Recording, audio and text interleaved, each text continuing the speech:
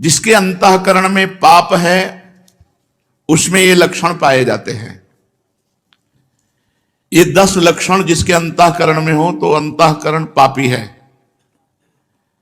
इन लक्षणों का अगर अपने अंदर एक का भी स्थान हो तो नाम जप के प्रभाव से उसको हटा दो, नहीं वो पाप कर्म करवाता रहेगा। पहला, चोरी, किसी की भी चोरी। बहुत प्रकार की चोरी होती है। किसी और महापुरुष की बात छाप अपनी लगा के चोरी हो गई। भागवतिक सिद्धांतों में भी किसी और महापुरुष की बात है और छाप अपनी लगा दी, बात अपनी लगा दी तो चोरी हो गई।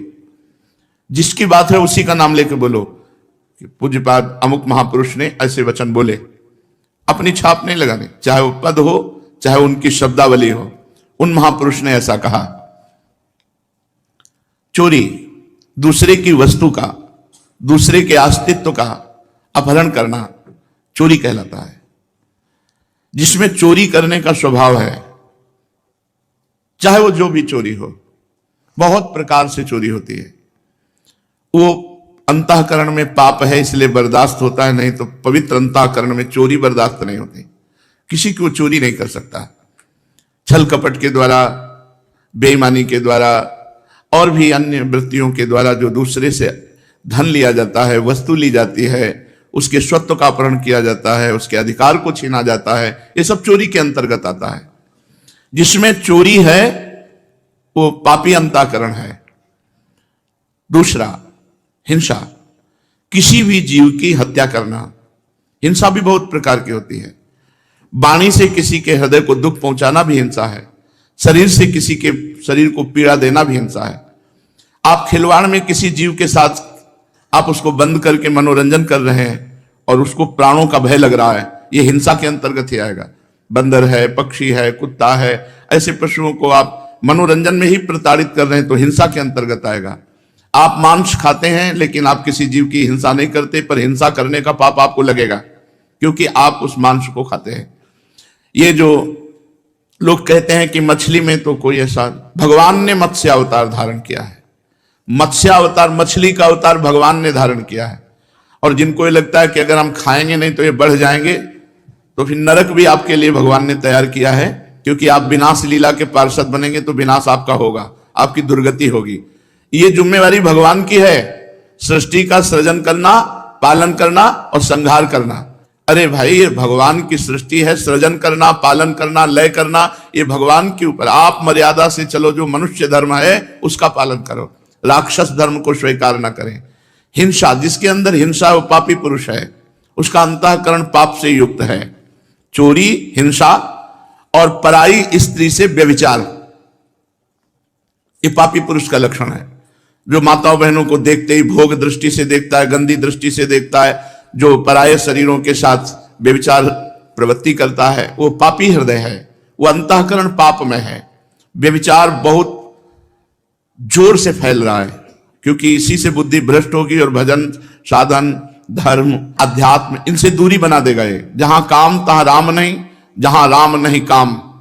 जैसे सूर्य और अंधेरा एक साथ नहीं रह सकता, ऐसे ही भगवत भजन और काम एक साथ नहीं रह सकता। इसलिए जो व्यभिचार परायण है, पाणी ग्रहण संस्कार करके अपनी पत्नी के साथ संतानोत्पत्ति के लिए क्रिया करना धर्म में, काम भगवत स्वरूप है, उसमें पाप नहीं है। लेकिन पराई स्त्री के साथ व्यभिचार प्रवृत्ति, ये महान पाप है। चौथा, असत्य भाषण, झूठ बोलना, ये पापी का लक्षण है। जो बात बात पर झूठ बोलते, तनिक भी तुम्हें भय नहीं लगता झूठ बोलने में? तुम्हारे सुकृत नष्ट हो रहे हैं, तुम्हारी आयु नष्ट हो रही है। नहीं, असत्य संपातक पुंजा, क्यों झूठ बोलते हो? उचित वाणी का प्रयोग उचित करो, सत्य बोलो। हृदय में पहले विचार करो कि जो मैं बोलने जा रहा हूं ये दूसरे का अहित तो नहीं करेगा, दूसरे के दिल को तो नहीं दुखाएगा, दूसरे का अमंगल तो नहीं होगा। फिर मधुर वचन, हितकर वचन और थोड़े शब्दों में, ऐसे भगवत मार्ग का प्रतीक ऐसे संभाषण करता है। झूठ का त्याग करना चाहिए। बहुत फैला है झूठ।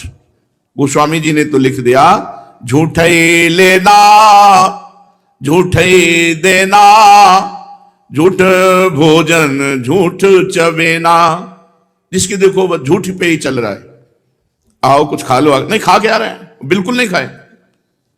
झूठ बोलने का एक ऐसा बात को सजा करके बोले, झूठ बोलकर देखो हम निकल गए। कहां से निकल गए तुम? माया ने फंसा लिया, निकल कहां से गए? तुम्हारे पाप एकत्रित हो रहे, तुमने पाप किया, झूठ बोला। पर आज कलिकाल का इतना प्रचंड तांडव है कि कोई ये समझ ही नहीं रहा कि व्यभिचार पाप है, झूठ बोलना पाप है, हिंसा करना, मांस खाना ये पाप है, चोरी करना पाप है, ये समझ ही नहीं रहा। खुले मार्ग में एक महिला जा रही थी, ऐसे जंजीर तोड़ करके गिरा और लोग देख रहे हैं, मतलब लोग ऐसे देख रहे, कोई वीडियो बना रहा है, कोई देख रहा है, ऐसा लगता है इन लोगों की आंखों का पानी मर गया है, इनमें मनुष्यत्व ही नहीं रह गया है। अरे मनुष्यत्व हो तो अपने प्राणों की बाजी लगाकर रक्षा करनी चाहिए। परहित लाग तजय जो देही, संतत संत प्रशंसाएं तेही। ये ऐसी कायरता, ऐसा पौरुषत्वहीनता आ रही है कि एक आदमी को 4 आदमी मिलकर के परेशान कर रहे हैं, कोई बोलने वाला नहीं, कोई बोलने वाला, और मनोरंजन और वीडियो बना लेंगे, उसको बचाने की चेष्टा नहीं की जाएगी। एक आदमी का एक्सीडेंट हुआ पड़ा है, आदमी कार से निकलता है, खिड़की खोली, वीडियो बनाया, चल दिया। ऐसी पशुता आती जा रही है, स्वार्थ वृत्ति आती जा रही है। क्यों? क्योंकि पाप हृदय में विराजमान है। 5वां, चुगली करना। किसी की भी बात अगर आपको करनी तो उसके सामने कीजिए, उसके पीठ पीछे यदि बात की तो चुगली हो जाएगी और ये पाप है। किसी की भी बात करनी तो उसके सामने कीजिए और उसको संबोधन कीजिए, आपने ऐसा किया, आप इसको सुधारिए, तो वो तो हितकर बात हो जाएगी। लेकिन उसके पीछे चले जाने के बाद जब उसकी बात होती है, उसे चुगली कहते हैं और वो पाप होती है। प्रायः ये भी हम पाप नहीं समझते हैं, जहां वो गया देखा गए, बस उसके पीछे उसकी बात निंदा करने लगे, उसकी बात करने लगे, वो चुगली होती है। यही सब भजन को न करने देते हैं, न बढ़ाने देते हैं, न पचाने देते हैं। यही पाप प्रवृत्तियां जिनको हम सावधानी से त्याग नहीं पाते, ये हमारे भजन को क्षीण करती रहती है। 6वां, पराये अधिकार को अपने में लेने की चेष्टा। किसी की जमीन, किसी की वस्तु, किसी की, बहुत चालबाजियां। क्या करोगे? मर जाओगे यार, ये सब बांध के ले जाओगे, खोपड़ी में बांध के, खोपड़ी भी यही फोड़ दी जाएगी तुम्हारी। एक कपाल क्रिया होती है, वो उसमें श्मशान में होती है, जलती हुई लुखाठी से सर को फोड़ा जाता है। तुम जिंदगी भर खोपड़ी लगाते रहे संसार में, तुम्हारी खोपड़ी फोड़ी जाएगी, अंतिम में खोपड़ी भी फोड़ दी जाती है। जैसे मंदिर में खेती लगी है, जमीन लगी है, उसका अन्न धन आप स्वयं अपने प्रयोग में करें, बुजुर्गों ने लगा दिया, इसके बाद आपने अधिकार में अपने ले लिया, ये सब पाप का लक्षण है। कभी किसी की इंच भर जमीन, 1 रुपया, 1 दाना भी लेने की कोशिश मत करो, तो आनंदित रहोगे। लेकिन बस किसी तरह माया का ऐसा क्षेत्र बढ़ा है, बस किसी तरह बस अहंकार की पुष्टता होती रहे। 7वां, पराया अनिष्ट चिंतन, अनिष्ट करना। कुछ लोगों का स्वभाव होता है, जो मैं चीज पसंद करूंगा उसे चाहे मैं मर जाऊं, लेकिन दूसरे को देने नहीं दूं। ऐसे कई स्वभाव हमने देखे व्यक्ति में। मेरी एक आंख फूटे लेकिन पड़ोसी की दोनों फूट जाए, चलेगा। मेरी एक फूट जाए, पड़ोसी की दोनों फूट जाए तो चलेगा। मतलब बहुत तरह से हम दूसरे का अनिष्ट सोचते रहते हैं। धन्य है उनका जीवन जिनके जीवन में किसी का अनिष्ट सोचने की बात नहीं है। नहीं, प्रायः अनिष्ट, पड़ोसी से पड़ोसी के व्यापार, दुकान वाला पर सामने दुकान वाला, ऐसे आसपास के उस, वो अगर मर जाए, अगर उसका अनिष्ट हो जाए तो मैं खुशी हो जाऊं, मैं सुखी हो जाऊं, ऐसा चिंतन, ये पाप का लक्षण है, ये पापी अंतःकरण का लक्षण है। 8वां, बोलने में अश्लीलता, अश्लील भाषण, गंदी बातें। जब देखो तब गंदी बातें कर दो, गिरी गिरी बातें करना, नीच बातें करना। अरे बात करनी है तो सच्चिदानंद भगवान की करो, सिद्धांत की करो, गीता भागवत की करो, हितकर बात करो। अश्लील गंदी बातें क्यों बोलते हो? पापी पुरुष का लक्षण होता है अश्लील संभाषण करना। पूज्य बाबा ने कहा, यदि नाम जप करता है, अश्लील भाषण करता है, तो नाम जप का कोई प्रभाव नहीं होगा। और 9वां, असंबद्ध प्रलाप, बेमतलब का बोलने का स्वभाव। ऐसे लोग पाप हृदय होता है, इसलिए ऐसे बोलते रहते हैं, असंबद्ध प्रलाप। और 10वां, अभिमान। मैं बस वो अभिमान भरा, ये पाप का लक्षण। जब निष्पाप हो जाओगे तो दैन्य हो जाओगे। अभिमान भगवान के चरणों में समर्पित हो जाए।